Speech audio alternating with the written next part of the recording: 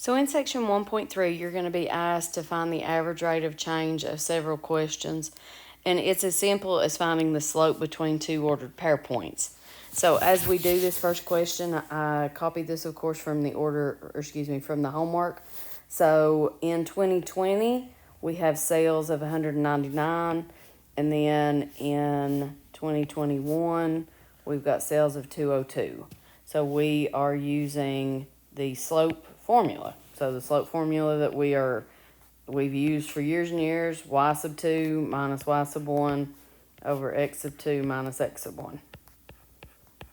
Now, what we're going to write this as is, instead of slope using an m, we're going to abbreviate average rate of change.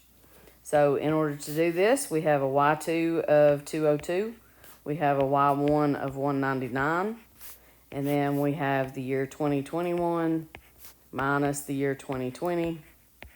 And when we do 202 minus 199, you get 3. And then 2021 over 2020 just gives you a 1. So your average rate of change between these 2 years is $3 million per year. All right, so you'll do the same thing with 2020 and 2023. So we're doing 2020, and this time we're looking over here at 2023. So we have a different y value and a different x value that we're working with, but we're still finding the exact same thing.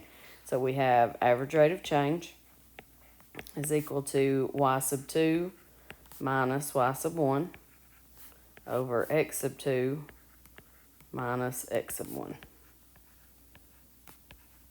So this time we end up with negative 9 over 3, which gives me a negative 3. So the difference in these is that in the first one, you are increasing by $3 million per year. And in the second set, between two different years, you are decreasing by $3 million per year. A different version of the exact same question is to give you a graph, and it wants to know what the average rate of change to one decimal place is from x equals 1 to x equals 4. So again, I'm still going to be looking for two ordered pair points. So if I go over to 1 and I go up, we're going to abbreviate and estimate that is at 4.75. And then when I look at 4 and go up, that looks like it's an ordered pair point of 4, 1.5. And since it's asking me for a decimal place in the answer, that's what I'm going to use. So I have average rate of change is equal to 1.5 minus 4.75. And then we have 4 minus 1. This results in your numerator being negative 3.25, and the denominator, of course, is the number 3. So your average rate of change between these is going to be negative 1.083 repeating. So if I'm going to one decimal place, that would be a typed in answer of negative 1.1. So they may also give it to you so that you have it in function form. So this one says that we want to go from an x value of negative 1 to an x value of 2. So being given g of x is equal to 3x cubed minus 3. First thing I'm going to do is take g of negative 1. So I have 3 negative 1 cubed minus 3. So this is going to give me a 3 times negative 1 minus 3. So this is negative 3 minus negative 3. And that gives me a y value of negative 6. So one of my ordered pair points is the ordered pair point negative 1, negative 6. I do the same thing with 2. So I do g of 2. Plugging that into the original, I have 3. And then I've got 2 cubed minus 3. I have a 3 times 8. And then I'm going to subtract 3 from it. I have 24 minus 3, which gives me a y value of 21. So my other ordered pair point is 221. Now to find the average rate of change, I just find the slope between these 2 points. So average rate of change, I have y2 minus y1 over x2 minus x1. So I have 27 over 3, which gives me an average rate of change of 9. So your functions can get more complicated, as in the next one. You're still looking at an x1 value and an x2 value. This time they just give it to you in terms of an interval. So we're going to do g of negative 3. So we're going to plug that in. I have 4, then I have negative 3 cubed, and then I'm going to have 2 divided by negative 3. So this is going to give me 4 times 27, and I'm going to subtract 2/3. So 4 times 27 gives me 108 over 1. And I'm doing that because I have to get a common denominator of 3. And then I'm going to subtract 2/3 from it. I'm going to keep writing out the page.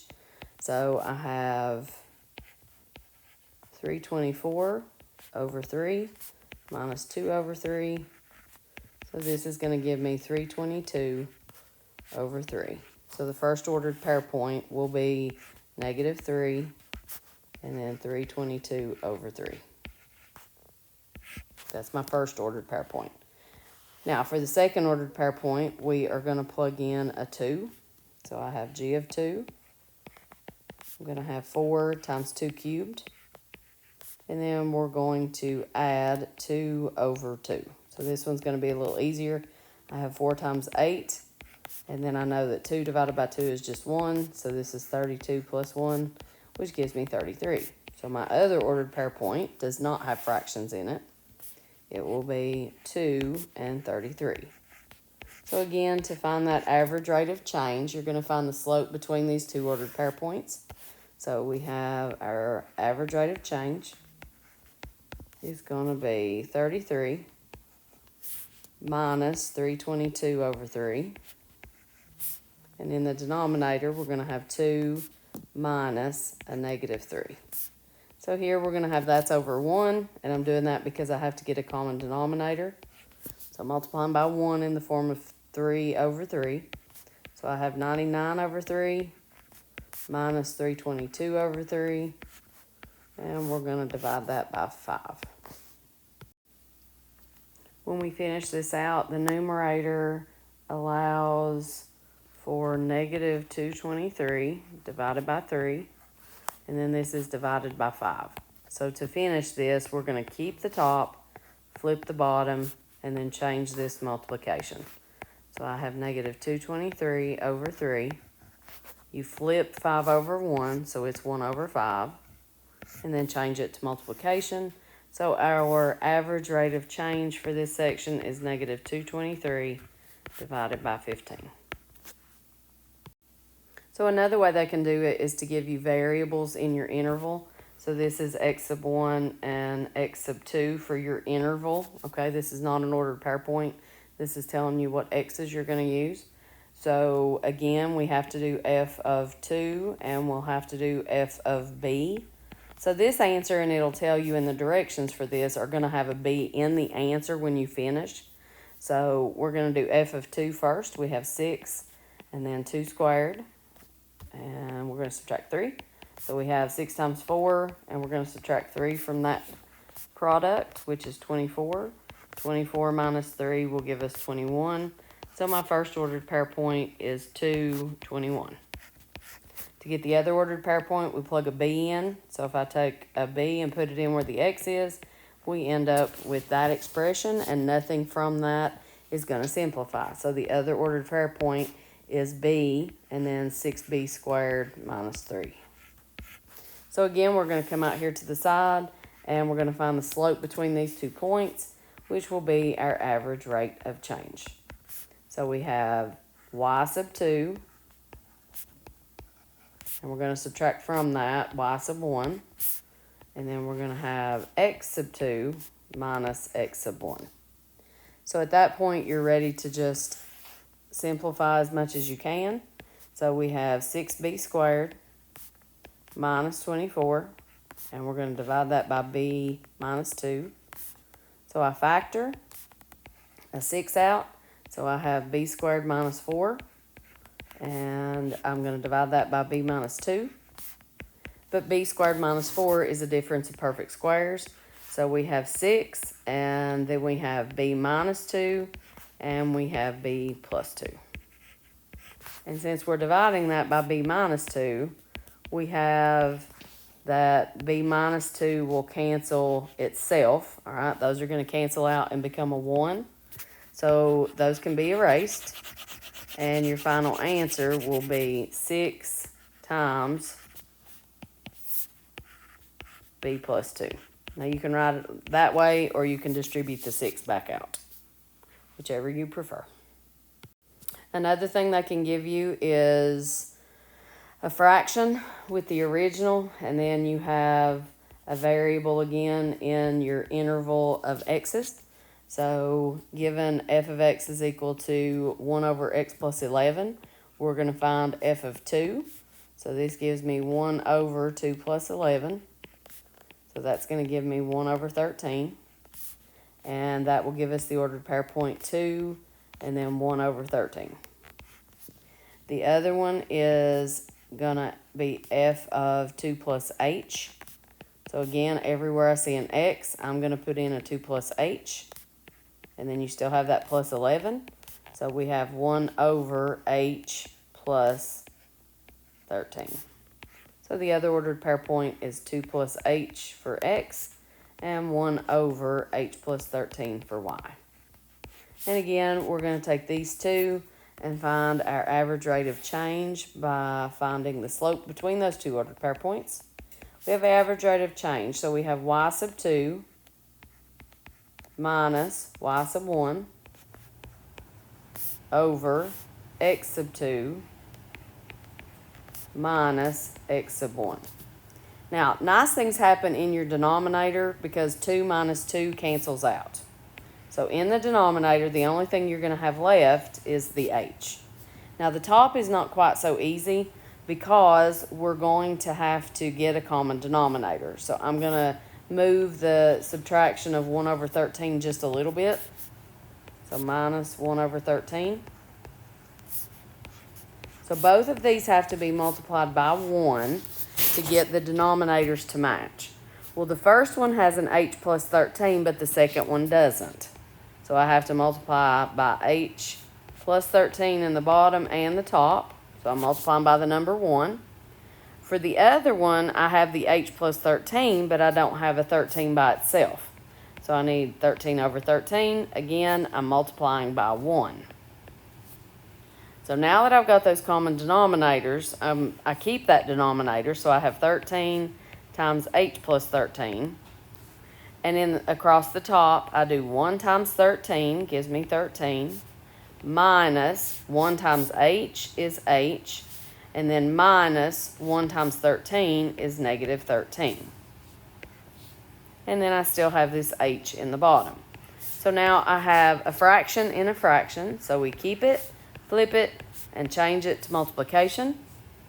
And before I do this, I'm noticing that I have a 13 minus a 13, so I'm going to erase those so it doesn't get in my way. So for keeping the top, I have negative h over 13 times h plus 13. That's keeping the top. I take the bottom, which is h over 1, and I flip it, so that's 1 over h. And then I change it to multiplication. And in doing so, this h is going to cancel this h, and they would both become 1s. So my final answer for this average rate of change is negative 1 over 13 times h plus 13. And that's what you type in online. The other concept in this section is talking about increasing and decreasing. So what it means to increase is that if you started here and you went to the right, you would have a y value that was bigger.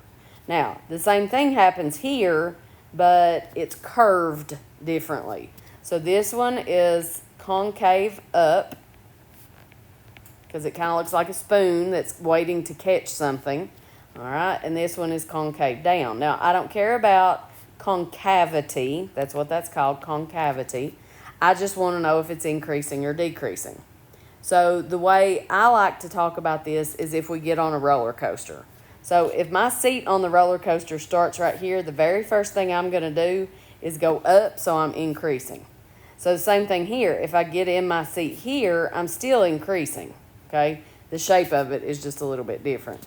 So in the same way, we always read from left to right. So this one is concave up. Again, a spoon waiting to catch something. But this time I get in my seat on the left and I decrease to go down. So in this one, of course, I'm concave down. And when I go from getting in my seat on the left-hand side, I am going down on the roller coaster, so that is decreasing. So I've got this diagram from what we are asked to do online. It wants to know where I'm increasing. So what I'm going to do is get on my roller coaster right here, okay? This is actually an arrow. But the first thing that I do when I get on this roller coaster is go down. All right, so I'm decreasing until I hit right there. Now at this point, I have a minimum value. All right, and I'm going to write minimum on my graph. And then I proceed to go, and my roller coaster starts to go up again. And blue is not a good choice. Let me change that to green. All right, I start to go up again until I hit this point, which is a maximum, and I'm going to write that down. And then my roller coaster starts to veer off and it goes down again. Now, in much the same way as we started, this continues to go on forever. Now, what I do is tell students to write down decreasing, increasing, decreasing. And then what we do is come over here to the side, and I am going to take this x-axis and I'm going to redraw it over here. Now, what I'm looking for on this x-axis is where is this minimum, where is this maximum. So this minimum looks like it's occurring right there at about negative 1.5.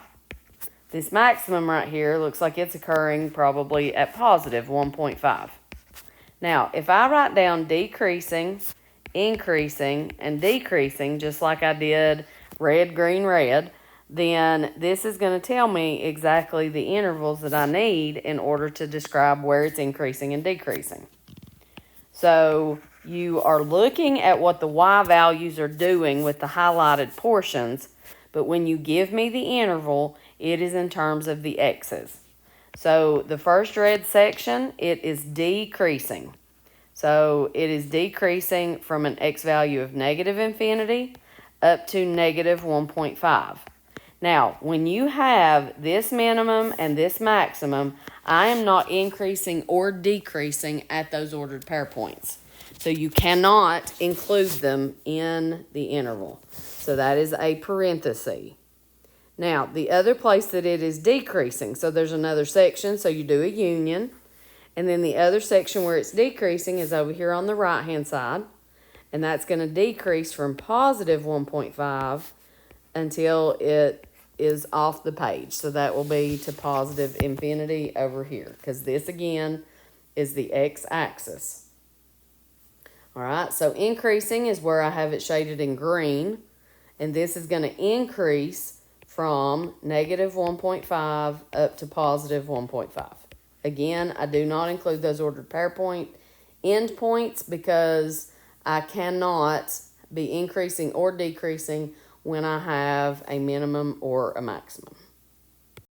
Here is another graph that you're going to see on your homework set. So because this goes off the screen, you have to assume that that continues going there. So this one is asking, where does this function have a minimum or a maximum? So as I'm looking at this, okay, I'm going to be getting on my roller coaster over here.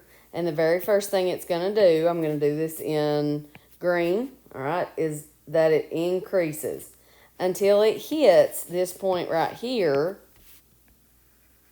which in our case is going to be a maximum. And then beyond the maximum, it's going to drop back off. So I'm decreasing from here, and it continues to go, all right, just like the green also would continue to go, but we don't see all of that graph. So I have a maximum. Now it says we would choose the maximum, and it says at x equals. So the x value for that maximum, all right, we have the ordered pair point -4, +1. So the x value, of course, is -4. Now, then it wants to know where is it increasing and decreasing. So I know that this one is increasing, this one is decreasing. So again, if I rewrite my my x-axis, then the number I need on there is the number -4 because that's the only place I have a maximum. So it's increasing on this interval, which is from -infinity up to -4. But again, at a minimum and a maximum, you cannot be increasing or decreasing. So that is the only place where it increases. Then the second portion wants to know where it decreases. So this function will decrease starting but not including -4, and then it will decrease forever. This is another equation that you're going to see. It's in graphical form. So again, we're going to be riding a roller coaster. I'm going to highlight. So I'm going to start over here all the way to the left of the graph. So first thing it's going to do is increase until it hits that point. At that point, it's going to start to decrease until it hits this point, and then it continues to increase going off this way. Now, this question asks a lot of different things. It says it has a maximum of, there's going to be a little line right there, and I think you have to fill it in. So the maximum value of is your y value, that's the number 4, and it occurs at an x value of -2. One of the easiest ways to do that is to go ahead and label -2, 4, and that way you know x is -2, so the maximum value itself is at 4. All right, so then it's asking about the minimum. So if I come over here to where the minimum is, I know it's at ordered pair point 6, -4. So the value of the minimum itself is going to be at -4, and then it occurs at an x value of 6. So you'll have to answer those. Then it wants to know where it's increasing and decreasing. All right, so I increase from there to there, decrease from there to there, and increase from there to there. So if I rewrite my x-axis, the numbers that go on the x-axis, of course, are your x's. So I have something going on at -2. I have something else going on at +6. So I know I'm increasing here, decreasing here, and increasing here. I know that I have infinities on the end, -infinity to the left, +infinity to the right. So this one is increasing. You always read this from left to right like you're reading a book. The increasing begins at -infinity, goes up to but does not include -2. And then I have another section that's increasing, so I have a union, and it starts to increase again at a x value of 6, and it goes on to infinity. So it's going to decrease between -2 and +6. Again, you cannot include those. So then the last two questions are asking about the domain and range. Well, the domain of this, because you have to assume that these keep going down, those keep going up, so your domain is absolutely everything. And your range, if I go from bottom to top, these arrows right here are telling me that those y values just continue forever. So the range of this is also -infinity to +infinity.